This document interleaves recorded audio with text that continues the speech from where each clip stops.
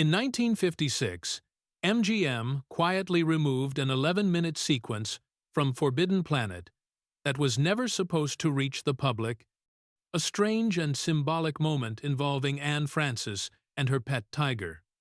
One that explained why the animal later turns on Altaira after her first kiss, an idea the censors saw as far too provocative for the era. The scene connected her purity to ancient myths, in which innocence grants power over dangerous creatures.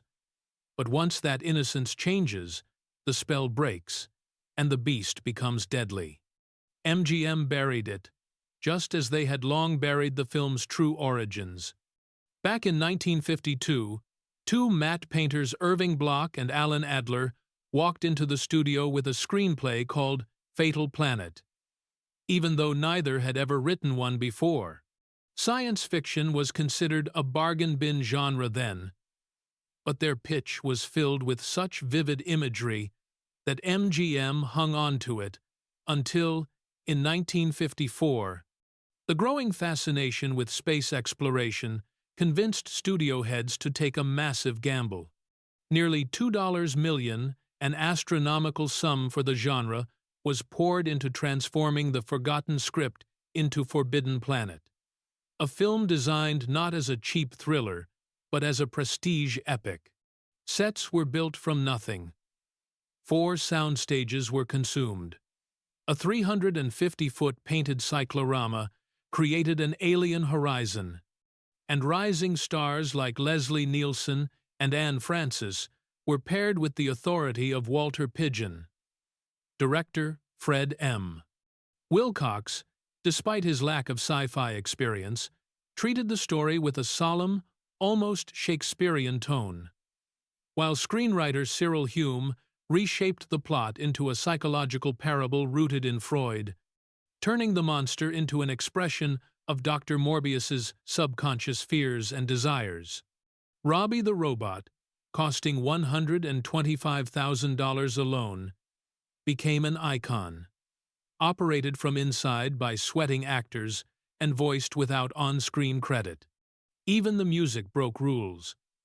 Louis and Biba Baron built electronic circuits that sputtered, sparked, and died, creating the first fully electronic film score, though union restrictions forced MGM to call it Electronic Tonalities. The film's debut at a science fiction convention was unprecedented, and although early reviews were baffled, its innovations eventually reshaped the entire genre.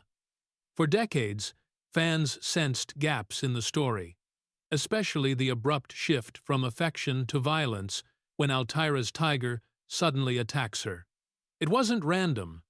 The deleted unicorn myth scene made it clear. Her first kiss marks a loss of innocence that severs her supernatural bond with the animal. That idea was considered too suggestive, too symbolic, too risky. For 1,950 seconds, morality rules. Years later, the lost work print resurfaced in an archive, revealing alternate takes, raw audio, and the missing scene that MGM once ordered destroyed. It confirmed what the novelization had hinted at all along. Meanwhile, controversy also surrounded Altaira's underwater scene, which audiences believed showed Anne Francis nude, though she wore a skin-colored bodysuit designed to fool the eye. So convincing that theaters faced complaints and moral watchdogs demanded edits.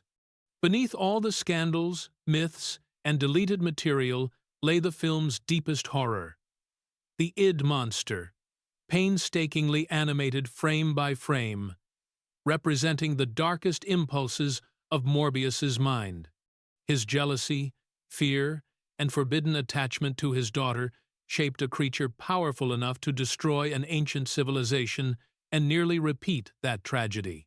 Hidden scenes or not, Forbidden Planet ultimately revealed a truth far more unsettling than any alien threat, that the most dangerous monsters come from within, born from the thoughts we refuse to face.